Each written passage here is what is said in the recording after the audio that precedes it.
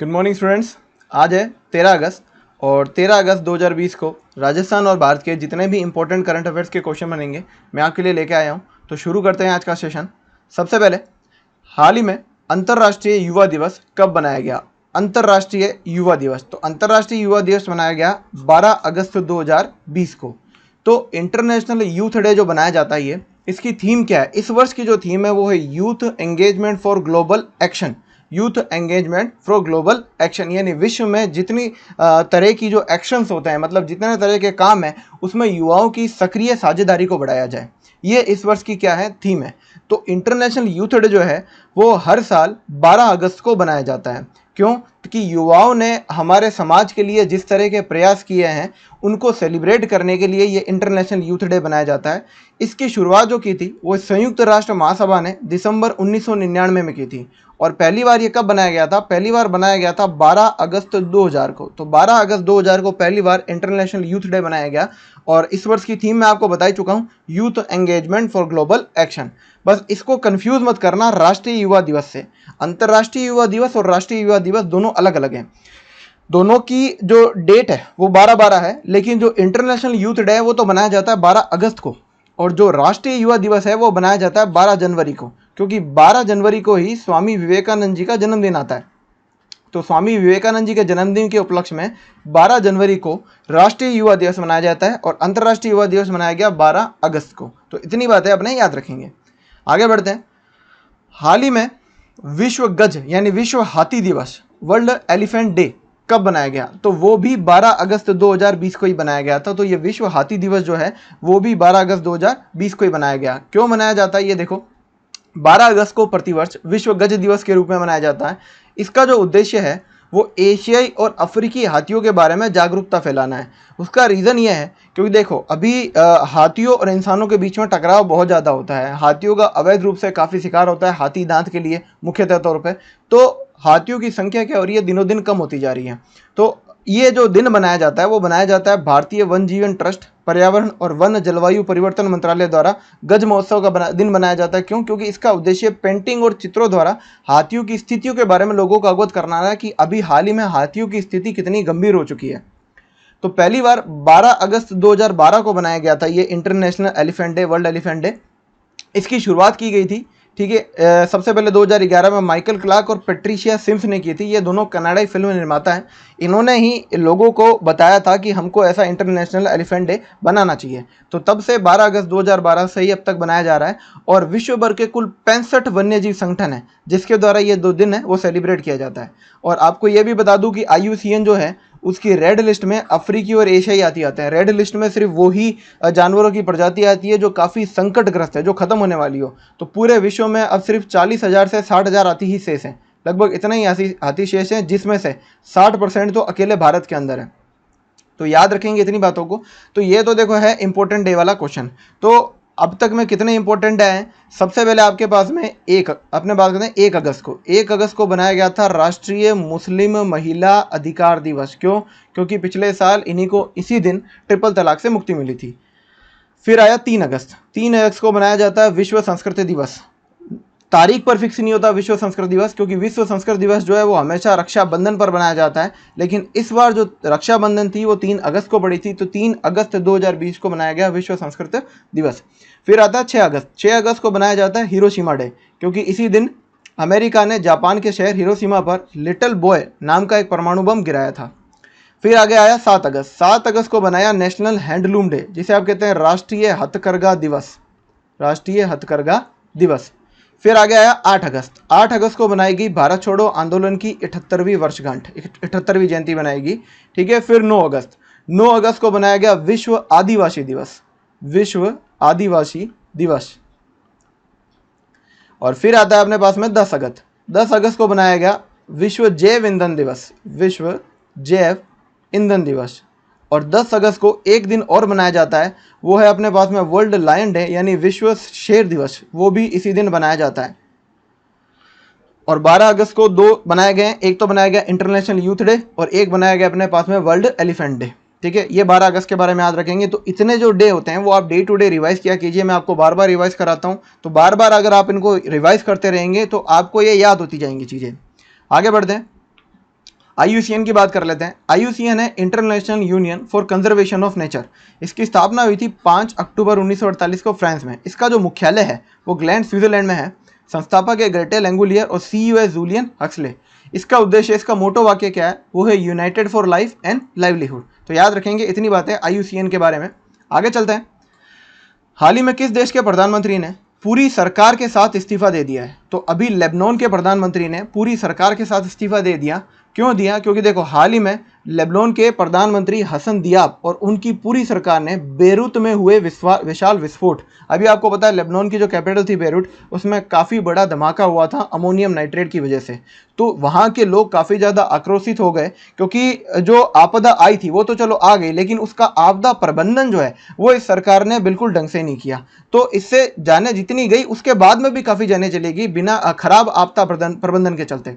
तो इसीलिए लेबनान के लोगों द्वारा काफ़ी प्रेशर डाला गया और वहाँ के प्रधानमंत्री हसन दियाब और उनकी पूरी सरकार ने इस पर इस्तीफा दे दिया। तो वहाँ के जो राष्ट्रपति है मिशेल आउन, उन्होंने कहा कि जब तक नई कैबिनेट नहीं बन जाती तब तक आप जो है कार्यवाहक पद पर बने रहिए। तो जो अपने पास में हसन दीप थे, उन्होंने 21 जनवरी 2020 में कार्य ग्रहण किया था और 10 अगस्त 2020 को लेबनान के PM के रूप में उन्होंने इस्तीफा दे दिया। और लेबनान की राजधानी बेरूत में एक विस्फोट हुआ था, वो कब हुआ था? 4 अगस्त को। किसकी वजह से हुआ था? वो अमोनियम नाइट्रेट के भंडारण की वजह से हुआ था। उससे काफ़ी ज़्यादा धमाका हुआ और आकाश में एक धुएं का विशाल बादल आ गया था। तो लेबनान के करीब यूँ समझ लो कि 160 से ज़्यादा लोग मारे गए और 6000 करीबन घायल हुए थे इस विशाल धमाके में। तो ये हैं लेबनान के अपने पास में PM हसीन दियाब, जिन्होंने अभी हाल ही में क्या दे दिया? इस्तीफा दे दिया। आगे बढ़ते हैं। ये है लेबनान। देखो, ये वाली है इजराइल, ठीक है। ये देखिए विश्व के नक्शे में यहाँ से शुरू हो जाता है अफ्रीका, इस साइड आता है इजराइल और ये है अपने पास में लेबनान। लेबनान का ये जो शहर है बेरूट, ये पानी के आसपास बसा हुआ है। इसकी राजधानी आपको पता है बेरूट है। करेंसी जो है वो लेबनीज पाउंड है और प्रेसिडेंट जो है माइकल एवन है। और हाल ही में PM ने तो इस्तीफा दिया है, ये हसन दियाब ने।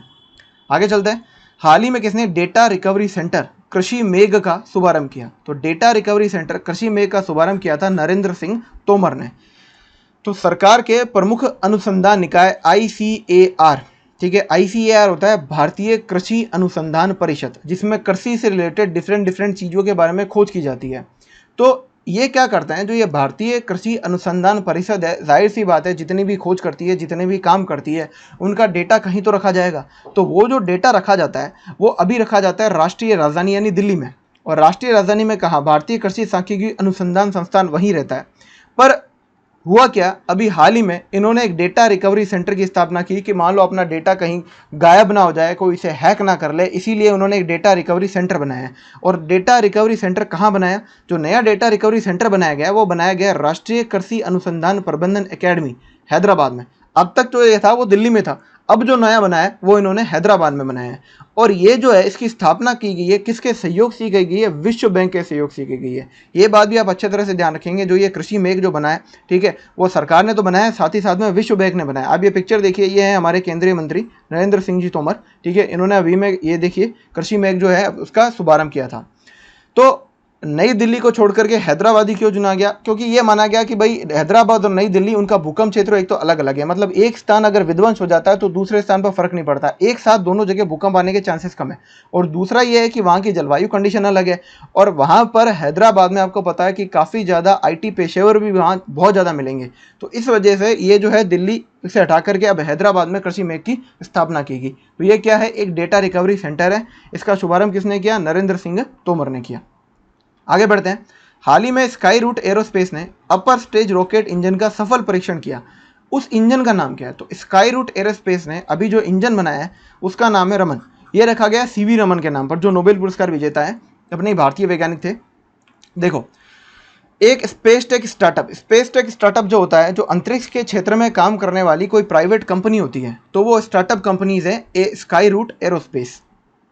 इसका नाम है स्काई रूट एरोस्पेस। इन्होंने अभी एक इंजन बनाया, इस तरह का आपको देखो फोटो में दिख रहा होगा, ये एक इंजन है, ठीक है, और इसका नाम रखा है इन्होंने रमन। तो ये इंजन जो है एक 3D प्रिंटेड इंजन है और इसका नाम रख दिया नोबेल पुरस्कार विजेता CV रमन के नाम पर। और यूँ समझ लीजिए कि इस तरह का इंजन बनाने वाली ये जो स्काई रूट एरोस्पेस है वो अपने आप में पहली भारतीय निजी कंपनी बन गई है। देखो, अभी भारत में स्पेस का काम सिर्फ एक ही कंपनी संभालती है, वो है इसरो, ठीक है, ये भारतीय कंपनी है। लेकिन अभी जून 2020 में भारत सरकार ने एक बहुत बड़ा डिसीजन लिया उन्होंने कहा कि स्पेस के क्षेत्र में अब प्राइवेट कंपनियां भी आ सकती है। आपने सुना होगा एक एजेंसी है स्पेस एक्स अमेरिका के अंदर, ठीक है। स्पेस एक्स जो है प्राइवेट फर्म है एलोन मस्क की, और वो मिलके काम करती है नासा के साथ में। नासा अमेरिका की खुद की सरकारी कंपनी है और स्पेस एक्स जो है निजी कंपनी है। तो इसी तरह से भारत सरकार ने भी अब क्या किया कि अब तक तो अपने पास में सिर्फ एक ही सरकारी कंपनी चलती थी, ISRO, Indian space research organisation. इन्होंने रास्ता खोल दिया निजी कंपनियों के लिए। तो बहुत सी निजी कंपनियां जैसे स्काई रूट है, बेलाट्रिक्स है, अग्निकुल है, ठीक है, ये अपने देश में जो है अभी काम कर रही है। तो उसी एक निजी कंपनी स्काई रूट ने इस तरह का एक इंजन बना लिया। तो ये जो स्काई रूट एरोस्पेस है, इन्होंने अपने पहले रॉकेट को लॉन्च करने की उम्मीद जताई है तकरीबन 2021 तक। ये जो इनका बनेगा, ये जो रॉकेट बनेगा वो 250 से 700 किलोग्राम के उपग्रह को पृथ्वी की निचली कक्षा में पहुंचा सकता है। ऑब्वियसली रॉकेट का मेन काम क्या होता है कि यहाँ से जो सैटेलाइट है वो पृथ्वी की गुरुत्वाकर्षण से बाहर ले जाके उन्हें निचली कक्षा में स्थापित कर पाए। तो करीबन 250 से 700 किलो का जो रॉकेट है वो इस तरह की ये बना रहे हैं रॉकेट स्काई रूट एरोस्पेस, वो उसके द्वारा ले जाया जा सकता है। तो याद रखेंगे अपने कि भाई ये जो है स्काई रूट एरोस्पेस एक तरह की निजी कंपनी है, और ये किसके साथ मिलकर काम करेगी? अब इसरो के साथ मिलकर काम करेगी। और उन्होंने एक इंजन बनाया जिसका नाम क्या है? रमन। किसके नाम पर रखा? नोबेल पुरस्कार विजेता सीवी रमन के नाम पर। आगे बढ़ते हैं। हाल ही में किसने कनेक्टिंग, कम्युनिकेटिंग और चेंजिंग नामक पुस्तक के इलेक्ट्रॉनिक संस्करण का विमोचन किया? तो कनेक्टिंग, कम्युनिकेटिंग एंड चेंजिंग पुस्तक के इलेक्ट्रॉनिक संस्करण का विमोचन किया गया था प्रकाश जावड़ेकर द्वारा। तो प्रकाश जावड़ेकर क्या है? प्रकाश जावड़ेकर जो है वो केंद्रीय सूचना और प्रसारण मंत्री है। इन्होंने कनेक्टिंग, कम्युनिकेटिंग और चेंजिंग नामक पुस्तक का ई संस्करण, ध्यान रख लेना ई संस्करण की बात कर रहा हूँ, जो मोबाइल में आपकी ई बुक होती है पीडीएफ के जैसी, ठीक है, उसको लॉन्च किया है। ये पुस्तक है क्या? ये पुस्तक एम वेंकैया नायडू, जो हमारे वर्तमान में भारत के उपराष्ट्रपति हैं, उनके 3 साल के कार्यकाल के बारे में बताती है। तो उपराष्ट्रपति वेंकैया नायडू ने 11 अगस्त 2020 को अपने पद पर 3 साल पूरे कर लिए। तो इसमें, इस किताब में जो है वो उपराष्ट्रपति के भाषणों का संकलन है। 250 से अधिक पेजों की ये किताब है, ठीक है। इसे प्रकाशन विभाग द्वारा प्रकाशित किया गया है। और एक बात आपको ये अच्छे से ध्यान रखनी है कि इस पुस्तक की जो ई बुक का संस्करण है वो तो लॉन्च किया, देखो ये रहा इमेज में, प्रकाश जावड़ेकर जी द्वारा, लेकिन जो इसकी हार्ड कॉपी है, जो प्रिंट कॉफी टेबल संस्करण है, वो लॉन्च किया है केंद्रीय रक्षा मंत्री श्री राजनाथ सिंह के द्वारा। ये देखिए, ठीक है। तो आपको ये देखना है कि क्वेश्चन में पूछा क्या गया है, ई संस्करण का पूछा गया है या हार्ड कॉपी के बारे में पूछा गया है।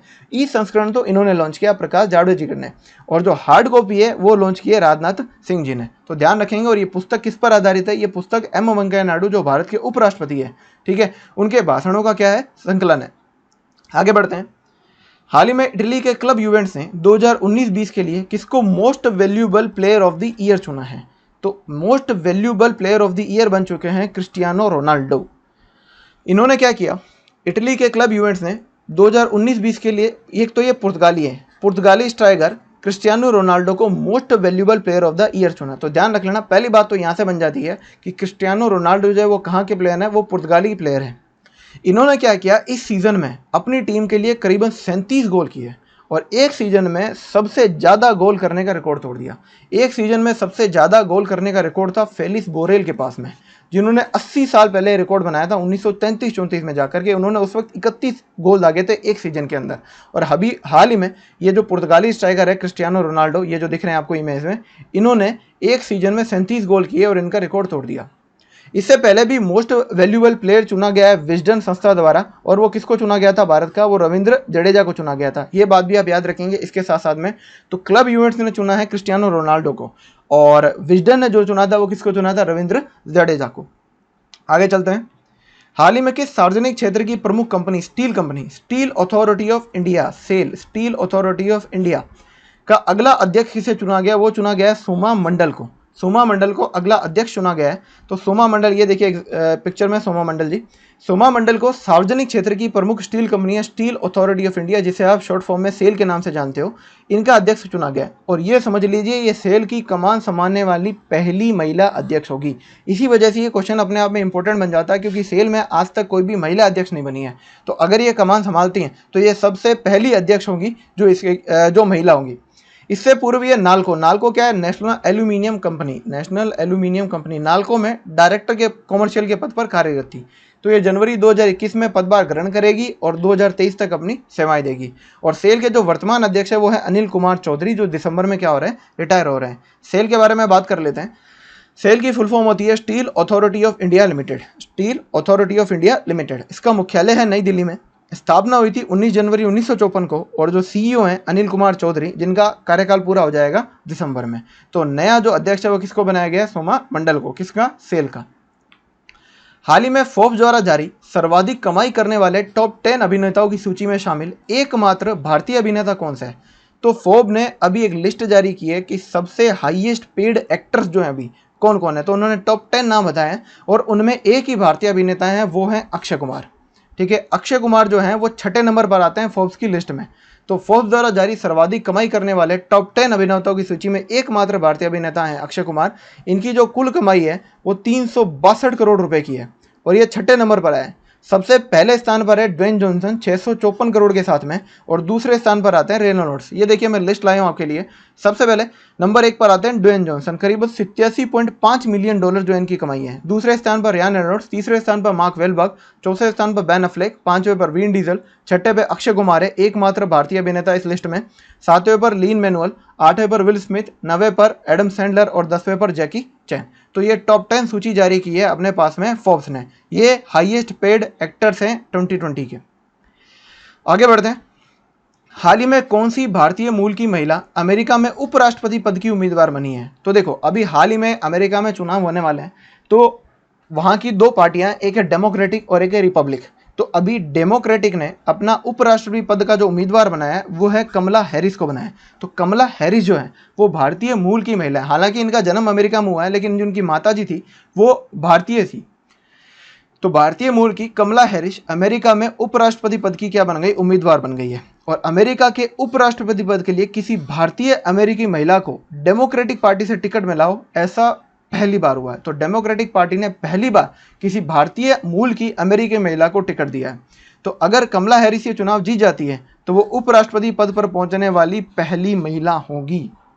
इसीलिए क्वेश्चन अपने आप में इंपॉर्टेंट है कि अगर वो जीती तो उपराष्ट्रपति पद पर पहुंचने वाली ये पहली महिला होंगी। तो कमला हैरिस है, इनका पिता अफ्रीकी हैं और माता भारतीय थी। इनकी माता श्यामला गोपालन चेन्नई की रहने वाली थी। अब थोड़ी बहुत बातें जान लेते हैं कि जो अभी हाल ही में यूएस के प्रेसिडेंट है डोनाल्ड ट्रंप, उनकी पार्टी है रिपब्लिकन, ये आप ध्यान रखेंगे। और जो बराक ओबामा थे उनकी पार्टी थी डेमोक्रेटिक पार्टी। इसी डेमोक्रेटिक पार्टी से कमला हैरिस, देखिए ये हैं कमला हैरिस, इन्हीं को उपराष्ट्रपति पद का टिकट मिला गया है, यूं समझ लिए थे। और राष्ट्रपति कौन बनेगा? राष्ट्रपति बनेंगे डेमोक्रेटिक पार्टी से जो बिडेन। तो डेमोक्रेटिक पार्टी ने अपने उम्मीदवार खड़े कर दिए हैं। तो जो राष्ट्रपति का उम्मीदवार है वो है जो बिडेन, और जो उपराष्ट्रपति पद की उम्मीदवार है वो है अपने पास में कमला हैरिस। डेमोक्रेटिक पार्टी बड़ी पार्टी है काफ़ी। बराक ओबामा यहीं से जीत करके राष्ट्रपति बने थे, और अभी हाल ही में जो डोनाल्ड ट्रंप है वो रिपब्लिकन पार्टी से संबंधित है। इतनी बातें अपने इसके बारे में याद रखेंगे। आगे बढ़ते हैं। ये यूएसए मैप में देखिए, यूएसए की राजधानी है वॉशिंगटन डीसी, करेंसी है डॉलर, और प्रेसिडेंट जो है अभी हाल ही में डोनाल्ड ट्रंप है। आगे बढ़ते हैं। हाल ही में किस कंपनी द्वारा भारत का पहला pocket Android POS device launch किया गया? पीओएस का मतलब क्या होता है? पीओएस का मतलब होता है पॉइंट ऑफ सेल। तो अभी भारत का पहला पॉकेट यानी जेब में डाल के ले जा सकते हो, एंड्रॉयड पर बेस्ड है, ऐसा पॉइंट ऑफ सेल डिवाइस किसने लॉन्च किया? वो लॉन्च किया अभी पेटीएम ने। देखो इस तरह का एक डिवाइस है आपके पास में, मोबाइल जैसा दिखता है, इसको आप जेब में भी ले जा सकते हो। ये करता क्या है? तो पेटीएम ने भारत में कॉन्टैक्टलेस और पेमेंट के लिए भारत का पहला pocket Android POS device Paytm all in one portable Android smart PS launch किया है। ठीक है, ये अपनी तरह का पहला एंड्रॉयड डिवाइस है। इसमें होगा क्या, जो दुकानदार हैं उनको करना होगा कि भाई हर महीने का 499 रुपये का किराया देना होगा, और वो डिवाइस अपने पास अपनी दुकान में, शॉप में या किसी भी बिजनेस में इसको यूज कर सकते हैं।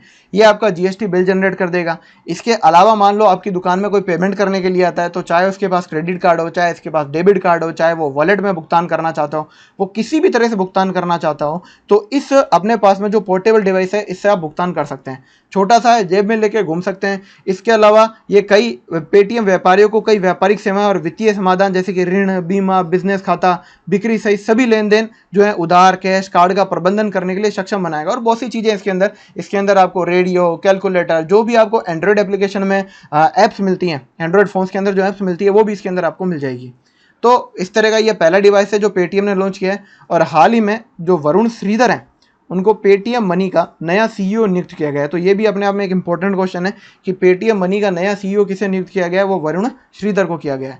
तो पेटीएम के बारे में जान लेते हैं। देखो पेटीएम जो है उसका मुख्यालय जो है वो उत्तर प्रदेश नोएडा में है। स्थापना हुई थी अगस्त 2010 में और संस्थापक और सीईओ जो हैं वो हैं विजय शेखर शर्मा। तो इतनी बातें पेटीएम के बारे में याद रखेंगे। इस तरह का डिवाइस है, देखो फ़ोन जैसा ही दिखता है, इसके नीचे एक कार्ड के लिए एक स्लॉट है अपने पास में, और सब कुछ इसके अंदर जो एंड्रॉयड फ़ोन में किया जा सकता है वैसी सब चीज़ें इसके अंदर की जा सकती है पेमेंट लेने के लिए। आगे चलते हैं। हाल ही में किस शहर में ट्रैफिक लाइट और साइन बोर्ड पर महिला आइकन को लगाया गया है? आपने देखा होगा कि आज तक जो ट्रैफिक लाइटों पर जो आइकन होते थे वो पुरुषों के दिखाए जाते थे, लेकिन अभी हाल ही में मुंबई ने ट्रैफिक लाइट और साइन बोर्ड पर महिला आइकन को लगाया है। देखिए इस तरह से बताता हूँ मैं, ये देखिए, ये आपको ट्रैफिक लाइट जो दिख रही है इसमें जो आइकन नज़र आ रही है, देखो ये इन्होंने अभी महिलाओं के लिए लगा दिए हैं। तो मुंबई का जो दादर ट्रैफिक सिग्नल है, याद रखेंगे कहाँ का, दादर ट्रैफिक जो सिग्नल है उन्होंने महिलाओं के प्रतीकों का इस्तेमाल करने वाला शुरू कर दिया। बृहन मुंबई नगर निगम, जिसे आप बीएमसी कहते हैं शॉर्ट फॉर्म में, इन्होंने ट्रैफिक सिग्नल पर वीमेन प्रतीक को प्रदर्शित किया है जो इस पुरुष प्रधान समाज में लिंग समानता और बदलाव को दर्शाते हैं। तो महिलाओं को प्राथमिकता देने के लिए उन्होंने ट्रैफिक लाइट और साइन बोर्ड पर महिला आइकन को लगाया गया है। इस तरह से दिखते हैं ये महिला आइकन, कहाँ है, दादर की ट्रैफिक लाइट पर। तो ध्यान रखेंगे, Mumbai becomes the first city in India to have female icons on traffic signal, क्योंकि अपने आप में पहला शहर है, ठीक है, यह पहला शहर है जिसने भारत में, ठीक है, इस तरह का कोई नई चीज़ शुरू की है। आगे बढ़ते हैं। हाल ही में पारदर्शी कराधान ईमानदार का सम्मान प्लेटफॉर्म जो है किसके द्वारा लॉन्च किया जाएगा? पारदर्शी कराधान ईमानदार का सम्मान, ये जो प्लेटफॉर्म है वो लॉन्च किया गया माननीय प्रधानमंत्री नरेंद्र मोदी जी द्वारा। आज 13 अगस्त को ये लॉन्च किया जाएगा। क्यों किया जाएगा? देखो, तो प्रधानमंत्री नरेंद्र मोदी जो है वो वीडियो कॉन्फ्रेंसिंग के माध्यम से इस प्लेटफॉर्म का क्या करेंगे, लॉन्च करेंगे। ये प्रत्यक्ष कर सुधारों की यात्रा को और भी आगे ले जाएगा और ईमानदार करदाताओं को पुरस्कृत करेगा। देखो हाल ही में क्या होता है, लॉकडाउन की वजह से भारतीय जो इकोनॉमी थी वो काफ़ी ज़्यादा खराब हो चुकी थी, पटरी से उतर गई थी, और अनलॉक की प्रक्रिया जरूर शुरू हो चुकी है, लेकिन अर्थव्यवस्था को पटरी पर आने में लगेगा टाइम। तो इस बीच करदाता जो है वो सरकार पर भरोसा करें, सही टाइम पे अपना टैक्स जमा कराएं, और जिन्होंने टैक्स जमा कराया है, ठीक है, उनको क्या करें, जो ईमानदार करदाता हैं उनको पुरस्कार दिया जाए। तो इसके लिए इन्होंने एक नया पोर्टल शुरू किया है, ट्रांसपेरेंट टैक्सेशन, ठीक है, जिसे पारदर्शी कराधान कहा जाता है, ईमानदारों के लिए सम्मान, transparent taxation honouring the honest योजना ये शुरू की जाएगी। ये इसका शुभारंभ करेंगे पीएम मोदी वीडियो कॉन्फ्रेंसिंग के जरिए। और काफ़ी सीबीडीटी जो है, central board of direct taxes, प्रत्यक्ष कर, काफ़ी दो तरह के, मोस्टली दो तरह के डायरेक्ट और इनडायरेक्ट टैक्सेस होते हैं। तो जो हम सरकार को सीधा टैक्स देते हैं वो अपने पास में प्रत्यक्ष करों में आते हैं। तो उन्होंने सीबीडीटी ने क्या किया है, कॉर्पोरेट टैक्स को 30% से घटा करके 22% भी कर दिया था। इसके अलावा विनिर्माण इकाइयों में टैक्स दर जो है उन्होंने 15% भी की थी, टैक्स में काफ़ी रिबेट भी दिया था। तो टैक्स की दरों को काफ़ी घटाया भी गया है, और टैक्स के बारे में मतलब बहुत सी चीज़ों को सरल भी बनाया मोदी सरकार ने। तो टाइम पर टैक्स जो भरता है उन लोगों को पुरस्कृत करने के लिए इस तरह का जो है एक पोर्टल लॉन्च किया प्रधानमंत्री नरेंद्र मोदी ने, पारदर्शी कराधान ईमानदार का सम्मान। वो आज 13 अगस्त को इनके द्वारा शुभारंभ कर दिया जाएगा। आगे बढ़ते हैं। हाल ही में राजस्थान के कितने पर्यटक स्थलों पर पर्यटन विकास निगम द्वारा लाइट एंड साउंड शो का शुभारंभ किया जाएगा? तो करीबन राजस्थान में ऐसे 7 स्थल हैं जहां पर लाइट एंड साउंड शो शुरू किया जाएगा। ये देखिए, ये जयपुर का आमेर किला था जहां पर इस तरह का ये लाइट एंड साउंड शो होता है। तो अभी जो 7 पर्यटन स्थल है वो कौन कौन से हैं? वो है जयपुर का जय निवास उद्यान, उदयपुर का प्रताप गौरव केंद्र, चित्तौड़गढ़ फोर्ट, सांवलिया सेठ मंदिर, कुंभलगढ़, धौलपुर का मचकुंड और मेड़ता का मीराबाई स्मारक। इसमें इस तरह के लाइट एंड साउंड शो की शुरुआत की जाएगी। लाइट एंड साउंड शो से राज्य के पर्यटन स्थल जगमग हो गए, जैसे आपको ये आमेर का किला दिख रहा है, और इसमें पीछे राजस्थानी धुनें भी सुनाई देगी। करीबन 45 करोड़ रुपए तक के काम होंगे इस वाले के अंदर। तो याद रखेंगे, 7 पर्यटन स्थलों पर लाइट एंड साउंड शो का आयोजन किया जाएगा। आगे चलते हैं, बात है राजस्थान की। तो ये देखिए मैप में राजस्थान की राजधानी है जयपुर, गवर्नर है कलराज मिश्र और चीफ मिनिस्टर है अशोक गहलोत। स्थापना हुई थी राजस्थान की 1 नवंबर 1956 को। राजकीय वृक्ष है खेजड़ी, राजकीय पुष्प है रोएड़ा, राजकीय पक्षी है गोडावण, राजकीय पशु है चिंकारा, और सरिस्का टाइगर रिजर्व केवला दे गना पक्षी अभ्यारण्य वो भी अपने पास राजस्थान में ही है। तो ये काफ़ी बार पूछे जाते हैं, तो याद रखेंगे इस चीज़ को। आगे चलते हैं। राज्य में कुसुम योजना के अंतर्गत, कुसुम योजना राज्य सरकार की नहीं है, केंद्र सरकार की परियोजना है, याद रखेंगे। तो कुसुम योजना के अंतर्गत राज्य में किसानों को सौर ऊर्जा पंप संयंत्रों पर कितने प्रतिशत अनुदान दिया जाएगा? जो राज्य सरकार है वो कितने % जो है किसानों को अनुदान देगी? तो राज्य सरकार जो है 60% का अनुदान दे देगी इस कुसुम योजना के अंतर्गत। क्या है ये कुसुम योजना? देखो, कुसुम योजना के अंतर्गत किसानों को सौर ऊर्जा पंप संयंत्रों पर 60% का अनुदान दिया जा रहा है। सौर ऊर्जा पंप संयंत्र, ये देखो, किसान जो है खेतों में सिंचाई करने के लिए जो ये पंप चलाते हैं, तो ऑब्वियस ही बात है पंप को चलाने के लिए बिजली तो चाहिएगी। अब बिजली चलाने के लिए करते हैं जनरेटर का इस्तेमाल, जिसमें खपत होती है डीजल की, और डीजल के लगते हैं पैसे, क्योंकि डीजल की रेटें बढ़ती भी जा रही हैं। तो इस वजह से इस चीज़ को सस्ता बनाने के लिए ये जो है कुसुम योजना शुरू की गई।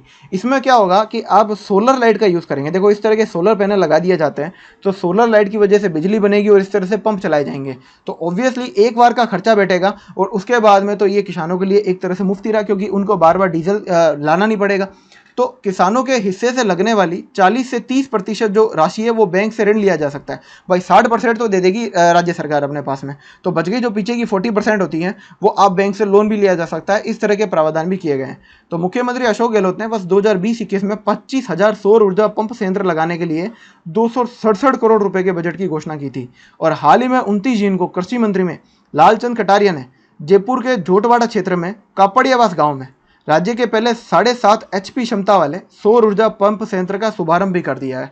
तो इस तरह के सौर पंप ऊर्जा संयंत्र होंगे, ठीक है, जिनके लिए 60% तो दे देगी राज्य सरकार और जो 40% जो बचता है उसके लिए किसान लोन भी ले सकते हैं। इसकी सुविधा भी राज्य सरकार ने कर दी है। ये बहुत अच्छी योजना है किसानों के लिए। आगे बढ़ते हैं। कल मैंने आपसे सवाल पूछा था कि हाल ही में भारत के किस राज्य में खादी और ग्रामोद्योग आयोग द्वारा रेशम प्रशिक्षण सह उत्पादन केंद्र खोला जाएगा। तो वो खोला जाएगा अरुणाचल प्रदेश में। और कौन से सिल्क के लिए खोला जाएगा? एरी सिल्क। एरी सिल्क को मैंने बताया था अहिंसा सिल्क भी कहा जाता है। क्यों? क्योंकि इसको बनाने में किसी भी रेशम के कीड़े को मारा नहीं जाता है। जो कोकून होता है उसी का यूज़ कर करके ये सिल्क बना लिया जाता है। तो आज के लिए आपका सवाल है, हाल ही में किस राज्य सरकार द्वारा इंदिरा वन मितान योजना का शुभारंभ किया गया? तो ऑप्शन है राजस्थान, अरुणाचल प्रदेश, छत्तीसगढ़ और सिक्किम। तो इंदिरा वन मितान योजना किस राज्य ने शुरू की है ये आप कमेंट सेक्शन में प्लीज़ कमेंट करके बताएंगे। और एक आपसे रिक्वेस्ट कर रहा हूँ मैं कि प्लीज़ आप हमारे यूट्यूब चैनल को सब्सक्राइब करें, लाइक करें एंड शेयर करें। देखो इन क्वेश्चंस को बनाने के लिए, आप तक लाने के लिए काफ़ी मेहनत करनी पड़ती है। और अगर आपको मुझसे कुछ सीखने को मिल रहा है तो प्लीज़ इतना कीजिए मेरे लिए कि आप इसको वीडियो को फेसबुक पर शेयर कर दीजिए। क्योंकि आपका क्या लगेगा, सिर्फ एक शेयर ही तो लगेगा, ठीक है, लेकिन मैं इस चीज़ को अपनी गुरु दक्षिणा समझ लूँगा। तो प्लीज़ मेरे भाइयों इतना काम कर दो, ठीक है, इसको शेयर कर दो, लाइक कर दो प्लीज़, ठीक है। तब तक के लिए थैंक यू। कल मिलते हैं नए सेशन के साथ में and have a great day ahead.